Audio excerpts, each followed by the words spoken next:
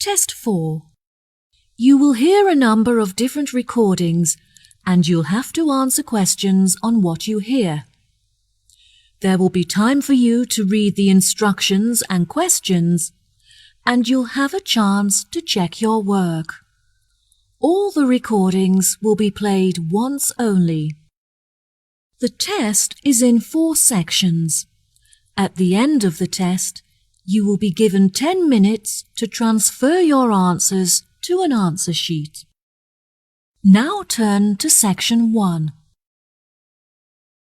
Section 1. You will hear 2 students, Jack and Amy, discussing the details of the concerts that they are planning to hold. First, you have some time to look at questions 1 to 5.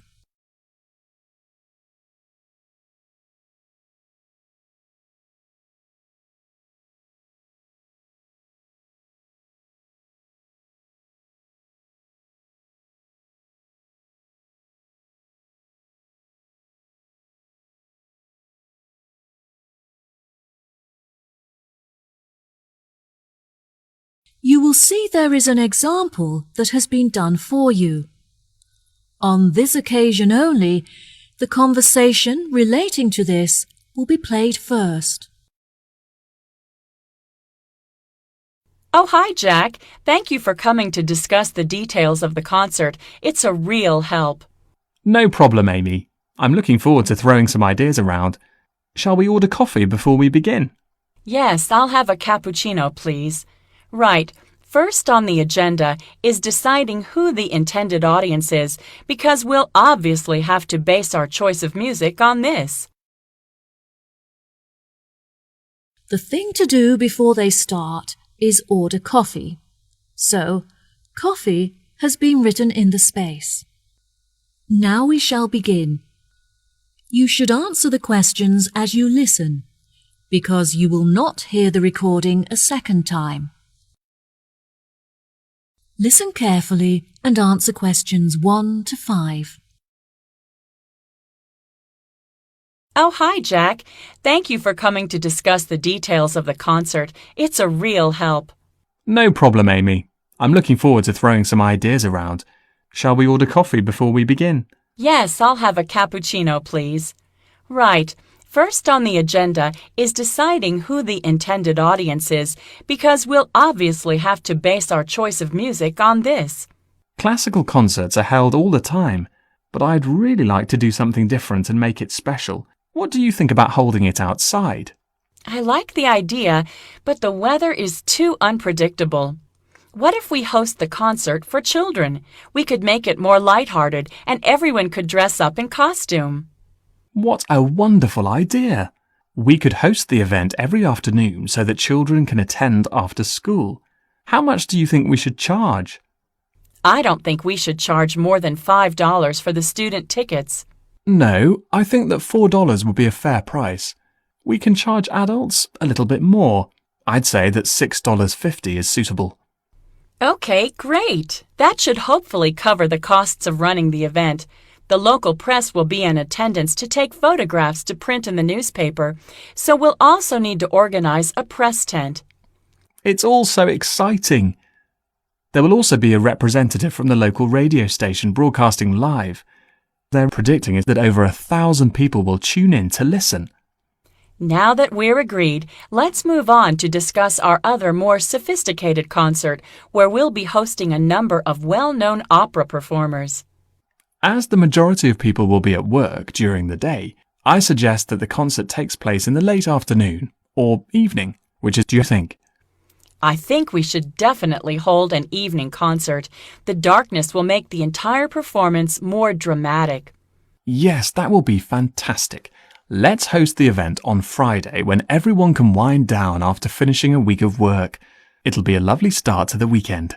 As it will be a lavish and elegant event, I think we should set quite a high entrance fee of around $40. It'll give us some extra money to spend on decorations. That sounds fair. Instead of using chandeliers and electric lights, we should decorate the marquee with candles instead. It would be so romantic. Okay, perfect. Before you hear the rest of the conversation, you have some time to look at questions 6 to 10.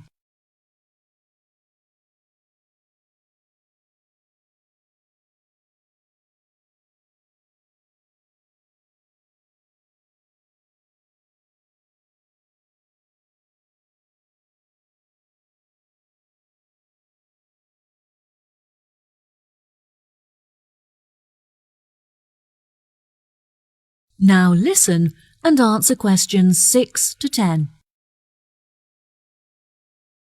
Now, moving on to the concert where we showcase talented opera singers from the local area. Perhaps we should host this opera show on Monday evening?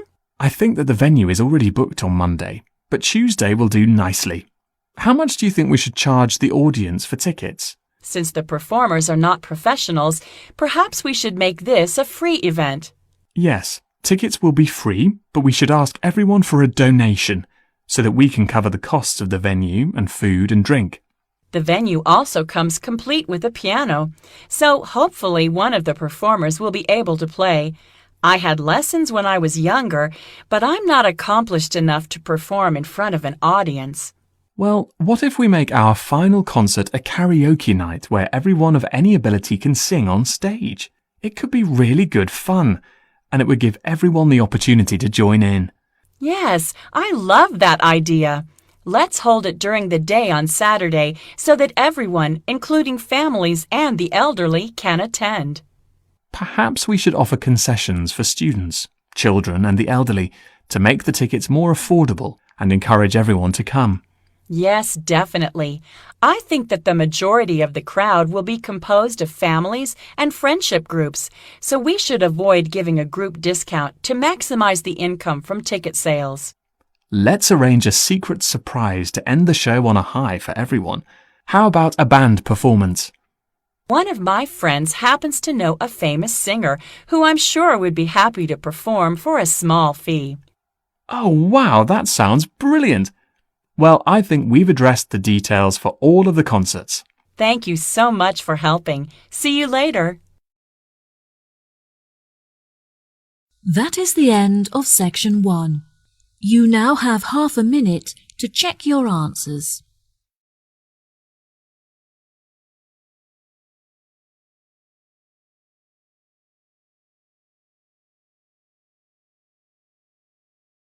Section 2. You will hear a radio program giving some advice about saving energy. First, you'll have some time to look at questions 11 to 16.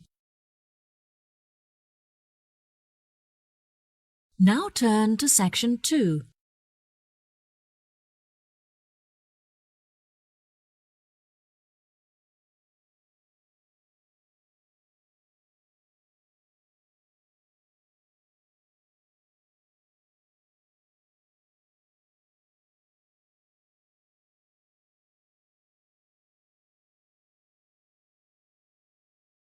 Now listen carefully and answer questions 11 to 16. Hello, ladies and gentlemen, and thanks for tuning in to Action Radio, where we discuss current affairs and global issues.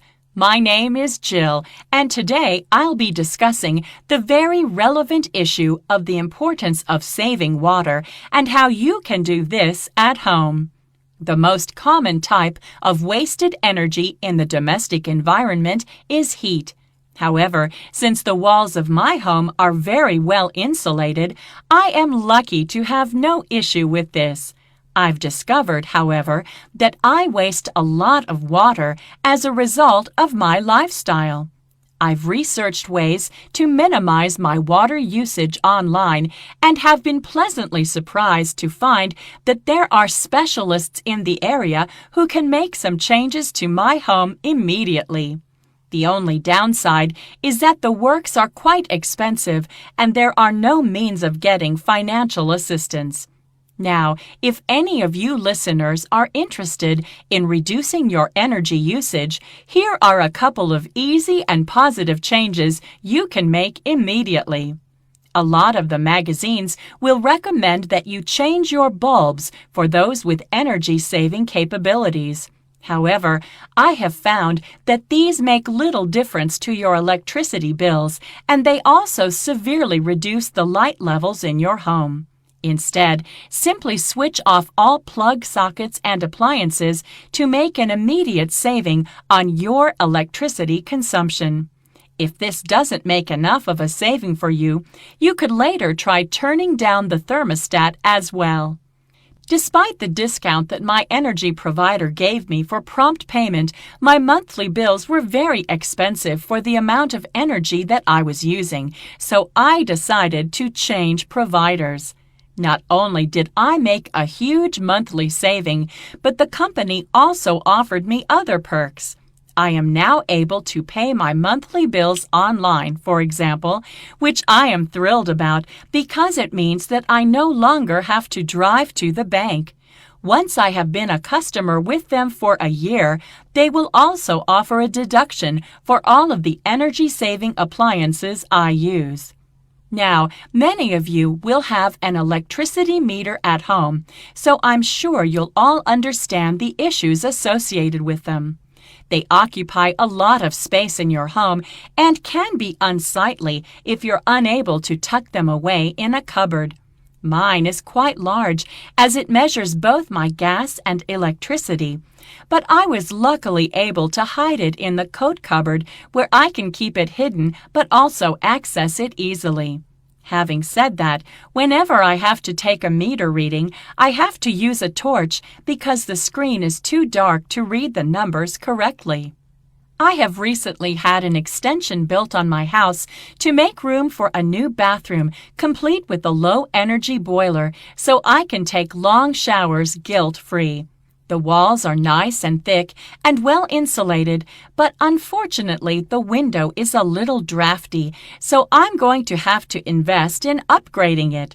Speaking of renewable energy, I initially considered installing solar panels on the roof instead of using a low-energy boiler, which was the less expensive option. In the end, I decided that the panels would look too ugly on my house, despite that they were technically easy to operate. Before you hear the rest of the talk, you have some time to look at questions 17 to 20.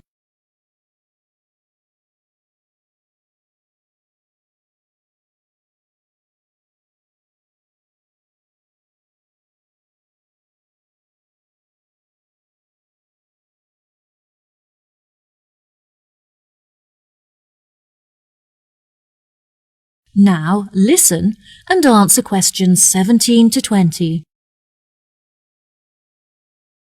Now, if you're a fan of taking long showers like I am, then switching from baths to showers will not help to reduce your water usage. Instead, here are some small but effective changes you can make. When making a cup of tea, for example, measure out the amount of water that you need before boiling it. And when brushing your teeth, use a cup of water instead of a running tap. I tried filling up my washing machine before switching it on, but I found that the clothes were not thoroughly cleaned, so I would not recommend this. If your tap drips when it is turned off, then you should call a plumber to fix it, as this can result in a lot of water being wasted. Before finishing today's show, I'd like to address two questions that we often get asked by listeners. We had some great feedback about our answer to last week's question on how to calculate the price involved in powering domestic appliances, so let's see how we do this week. One of our most commonly asked questions this week was which device is the lowest energy option for watching films. The simplest answer is that the smaller the screen, the lower the energy used. One of our listeners wrote in with a question that made me chuckle, and the answer is yes, solar panels only work when the sun is out. Now, on a more serious note, a number of you wanted to know what the most efficient temperature is to set the thermostat to. The answer is that the closer you set it to room temperature, the lower the energy used. Before I say goodbye until next week, I'll leave you with one last tip. Turn off the lights when you leave the room.